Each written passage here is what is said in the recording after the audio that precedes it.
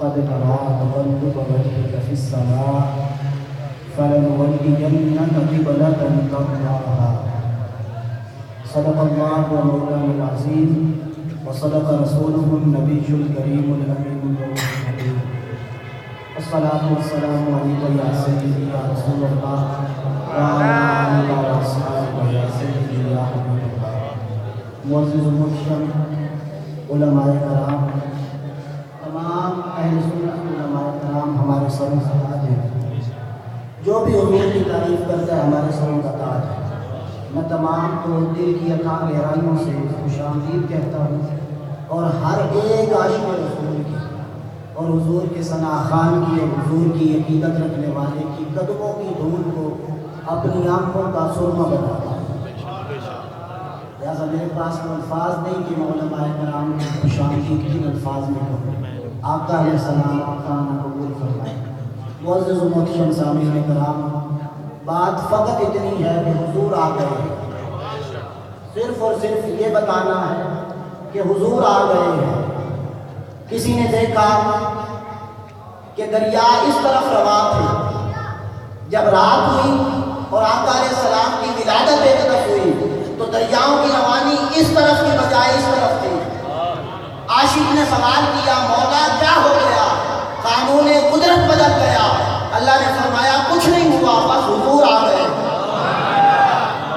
آسمان کے ستاروں روشنیاں تو ساری تمہارے مقدر میں تھی، تمہارے قدموں میں تھی. تم بیاباں کو روشن کرتے، تم جنگلوں کو روشن کرتے، تم دریاؤں کو روشن کرتے. آج تم زمین کے نزدیک نور کی خیرات لینے کیوں آئے ہو؟ تو ستاروں نے کہا اور کچھ نہیں، فقط حضور آ گئے. کعبے سے پوچھا اے کعبہ سارے تیری طرف جھکتے ہیں، آج تو حضرت آمینہ کے گھر کی طرف جھکا ہوا ہے، وجہ کیا ہے؟ کعبے نے جواب دیا بس اتنی بات ہے، حضور آ گئے. سنیوں، نماز تم پر فرض تھی عشاء کی، اس کے بعد فجر تک سونا تھا، کوئی چیز فرض نہ تھی. یہ 3-4 مہینے جو محفلوں میں جاتے ہو کس لیے جاتے ہو؟ جواب یہ ہے حضور آ گئے. فقط اتنی بات ہے کہ حضور آ گئے. حضور کی آمد سے قبل جتنے لوگ تھے جب نمازیں پڑھتے تو چہرہ کعبے کی طرف ہوتا، سارا انحصار نماز کا کعبے پہ ہوتا. وہ کعبے کو دیکھتے تو نماز ہوتی، اگر کعبے سے نظریں اور سینہ پھر جاتا تو نماز ختم ہو جاتی. ساری امتیں اسی طرح گزرتی رہی. حضرت سلیمان علیہ السلام کا آپ کو پتا ہے ان کی بھی امت نماز پڑھتی تھی. اگر وہ نماز میں اپنے نبی کو دیکھتے ہوتے تو انہیں پتہ چل جاتا کہ سلیمان علیہ السلام کا وصال ہو گیا. پتہ چلنا اور نہ چلنا یہ فرق یہ ہے کہ وہ کعبے کو دیکھتے تھے، وہ کعبے کو دیکھتے تھے، توجہ نبی کی طرف نہ رہی. پتہ نہ چلا نبی وصال فرما گئے. باری آئی آقا علیہ السلام کی، اللہ رب العزت نے فرمایا نماز میں تھے، بار بار چہرہ آسمان کی طرف جاتا.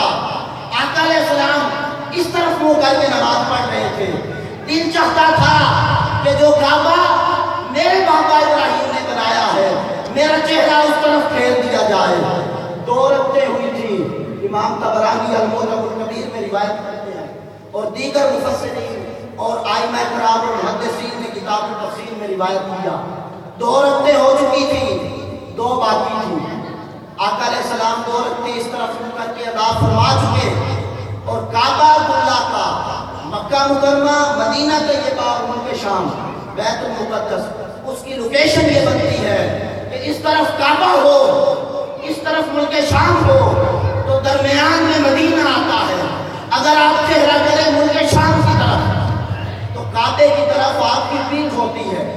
اگر آپ چہرہ کریں کعبے کی طرف تو ملک شام کی طرف پیٹھ کر لیتے ہیں. یہ لوکیشن تھی. اب آقا علیہ السلام نماز پڑھا رہے ہیں. نماز میں اللہ نے فرمایا محبوب مجھے کعبوں اور قبلوں سے غرض نہیں، یہ کعبے اور قبلے اور یہ سمتیں یہ ساری مخلوق کی توجہ کے لیے ہے. میں خالق سمت سے بھی پاک ہوں، جہت سے بھی پاک ہوں، جگہ سے بھی پاک ہوں، مکان سے بھی پاک ہوں. محبوب دل چاہے تو تیرا اس طرف کر لے، کر لے، جدھر آپ چہرہ کریں گے میں اسے کعبہ کہہ دوں گا۔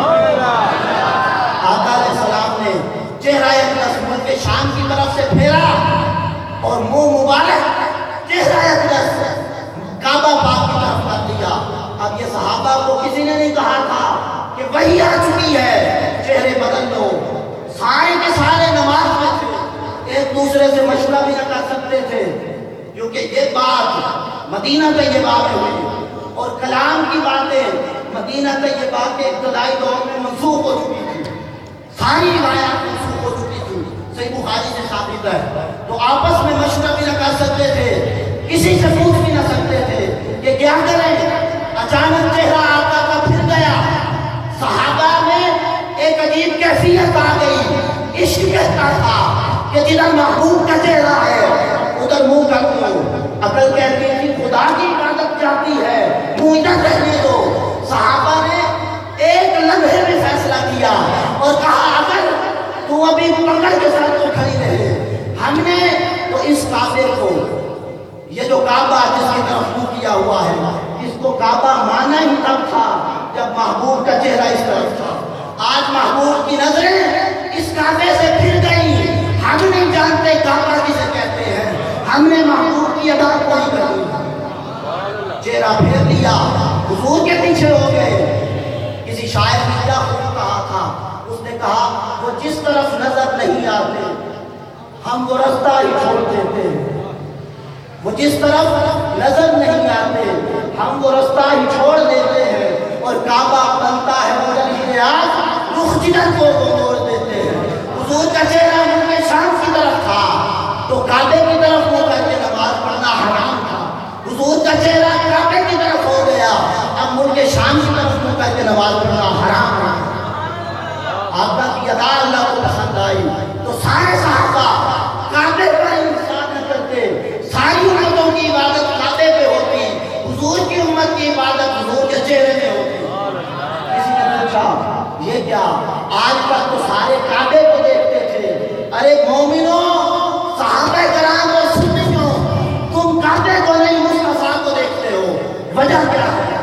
تو جواب ایک ہی ہے کہ حضور آ گئے، حضور کی آمد سے قبل کعبوں کی طرف منہ کرنا ضروری تھا، اب کعبے کے کعبے کی طرف منہ کرنا ضروری ہے۔ حاجیوں آؤ شہنشاہ کا روضہ دیکھو، کعبہ تو دیکھ چکے اب کعبے کا کعبہ دیکھو، مصطفیٰ کا روضہ گھر، حضور کی نظریں اور نگاہیں اور حضور کی ادائیں وہ کعبے کا کعبہ ہے۔ حضرت خباب سے امام روایت کرتے ہیں، وہ کہتے ہیں سالنا خباب رضی اللہ تعالیٰ عنہ، ہم نے حضرت خباب سے پوچھا کہ حل کان رسول اللہ صلی اللہ علیہ وسلم یقرأ فی الظہر والعصر، امام طبرانی المعجم الکبیر میں روایت کرتے ہیں، وہ فرماتے ہیں کہ انہوں نے پوچھا کہ کیا آقا علیہ السلام ظہر و عصر ان دو نمازوں میں تلاوت فرمایا کرتے تھے قرآن مجید کی اور قرات فرمایا کرتے؟ تو وہ کہتے ہیں حضرت خباب نے فرمایا فقال نعم، آپ نے فرمایا ہاں، حضور ظہر اور عصر کی نماز میں قرات فرمایا کرتے تھے۔ تو ابو معمر کہتے ہیں ہم حیران ہو گئے اور ہم سے رہا نہ گیا، تو ہم نے سوال کیا بِأَيِّ شَيْءٍ عَرَفْتَ، آپ کو کیسے پتہ چلا کہ آقا علیہ السلام ظہر و عصر میں قرات فرمایا کرتے، حالانکہ اس میں تو قرات دل میں ہوتی ہے اور آواز بھی نہیں آتی، اور آپ کھڑے ہوتے پچھلی صف میں اور دیکھ رہے ہوتے کعبے کو، تو کعبہ کو دیکھتے ہوئے آپ کو پتہ کیسے چلتا کہ حضور قرات کیسے کر رہے ہیں؟ تو حضرت خباب نے جواب دیا، فرمایا بِإِضْطِرَابِ لَحْيَيْهِ، میں نے آقا کی داڑھی کو ہلتے ہوئے دیکھا تھا۔ اب داڑھی کا ہلنا تب بھی پتہ چلتا ہے جب کعبہ سامنے ہو یا نہ ہو، انسان کعبے کے کعبے کو دیکھ کر نماز پڑھے، انسان حضور کو دیکھ کر نماز پڑھے، اور ہم لوگ یہ تو ہمارا کعبہ ہے۔ آخری بات کر کے گفتگو ختم کر رہا ہوں، جن لوگوں کو ذہن میں اشکال پیدا ہو جائے کہ حضور کا خیال آنے سے نماز چھوٹ جاتی ہے، وہ بھی سنیں کہ آقا علیہ السلام کے اس کعبے کو دیکھنا، جس کی طرف حضور نے دیکھا، وہ حضور کی ادا ہے، وہ آقا علیہ السلام کی ادا ہے، اور حضور کی ادا پر عمل کرنے سے نماز ہوتی ہے، حضور کی ادا پر عمل کرنے سے نماز ہوتی ہے۔ ہمارے کعبے کو دیکھیں تو ہماری بندگی ہے اور عبادت نماز ہے، اور نماز عشق کی معراج ہے۔ ادائے دین سراپا نیاز تھی تیری، کسی کو دیکھتے رہنا نماز تھی تیری۔ ازل سے تیرے عشق کا ترانہ بنی، نماز اس کے نظارے کا ایک بہانہ بنی۔ خوشاب دور کہ دیدار عام تھا اس کا، خوشاب وقت کہ طیبہ مقام تھا اس کا۔ جفا جو عشق میں ہوتی ہے وہ جفا نہیں، ستم نہ ہو تو محبت میں کچھ مزہ ہی۔ نماز تو عاشقوں کی معراج ہے، اور عاشقوں کی معراج تب ہوتی ہے، ہم عاشقوں کی معراج تب ہوتی ہے جب اس کعبے کو دیکھتے ہیں۔ اٹھائیے روح المعانی، علامہ عروسی کو پڑھیے، وہ کہتے ہیں خدا کی قسم ثواب کے وقتوں تم چہرہ کرتے ہو اس کعبے کی طرف، یہ تمہارا کعبہ ہے۔ بعض درجات کے منتے خالق وہ چہرہ کرتے ہیں لوح کی طرف، کوئی چہرہ کرتا ہے کرم کی طرف، کوئی چہرہ کرتا ہے عرش کی طرف، حتیٰ کہ جس کو حضوری کا مقام مل جائے وہ چہرہ کرتا ہے خدا کی طرف، وہ چہرہ کرتا ہے خدا کی طرف، اور خدا کے انوار و تجلیات کو دیکھ کر سجدے کرتا ہے۔ تو یہ مخلوق کے مدارج ہیں۔ بات بڑی قابل توجہ ہے، ہر ایک کا ایک قبلہ ہو گیا۔ عام مومنوں کا قبلہ یہ کعبہ، خاص مومنوں کا قبلہ کسی کا لوح، کسی کا کرم، کسی کا کرسی، کسی کا عرش۔ ہر ایک اپنے قبلے کو دیکھ کر نمازیں پڑھتا ہے، خدا اپنے قبلے کو دیکھ کر درود پڑھتا ہے۔ مصطفیٰ کی ذات خدا کا قبلہ ہے، یہ میں نہیں کہتا، جس کا دل چاہے فتویٰ لگا دے۔ پر علامہ عروسی پر انہوں نے فرمایا، وہ کہتے ہیں حضور کی ذات اللہ کا قبلہ ہے، اللہ محبوب کو دیکھ کر درود پڑھتا ہے اور حضور کی ادائیں لوگوں میں تقسیم کرتا ہے۔ اب کسی نے کہہ دیا کہ یہ کیا ہو گیا، قبلوں سے چہرے پھر جائیں اور نمازیں سلامت رہیں، عبادت ساری کرے اور دوزخ میں چلا جائے حضور کی محبت نہ ہونے کی وجہ سے، یہ کیا ہو گیا؟ وہ تو ہزاروں مدرسے لے کر گیا تھا، کئی تبلیغیں لے کر گیا تھا، کئی لوگوں کو تبلیغ پہ لگا کے گیا تھا، کئی ایکٹروں کی توبہ کروا کے گیا تھا، وہ دوزخ میں کیوں جا رہا ہے؟ تو انہوں نے کہا یارا یہ بات ہی نہیں تھی، بات یہ تھی کہ حضور آ گئے ہیں ابھی بھی بلواؤ۔ تو وہ نمازی ہو کر، حاجی ہو کر، زکاتیں لے کر حضور کی محبت سے خالی تھا، گیا دوزخ میں، اور حضور کا محبوب تھا، حضور اس سے محبت کرتے تھے، وہ حضور سے محبت کرتا تھا صلی اللہ علیہ وسلم۔ شراب پی کے بھی 3 بار آیا، حضور نے فرمایا چھوڑ دو اسے، یہ اللہ اور اللہ کے رسول کا عاشق ہے۔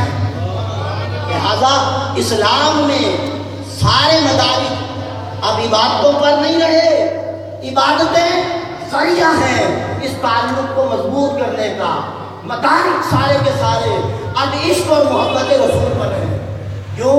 کیونکہ اس سے قبل حضور نہ تھے تو جو مرضی کہتے پھرتے، اب حضور آ گئے تو مومنوں کل تیاری کر کے آؤ، گلی گلی، پوچھا پوچھا، نگر نگر یہ اعلان کرو کہ حضور آ گئے ہیں، جھنڈے لے کر نکلو کہو حضور آ گئے ہیں، عاشقوں والی صفتیں لے کر نکلو کہ حضور آ گئے ہیں، سارے بیگ سینوں پر لگاؤ اور مصطفیٰ کے نالین کو اپنی پلکوں پہ سجاؤ اور ہر ایک کو بتاؤ حضور آ گئے ہیں۔ تمام دوست احباب میں شکریہ ادا کرتا ہوں جو آقا علیہ السلام کے ذکر خیر میں آئے۔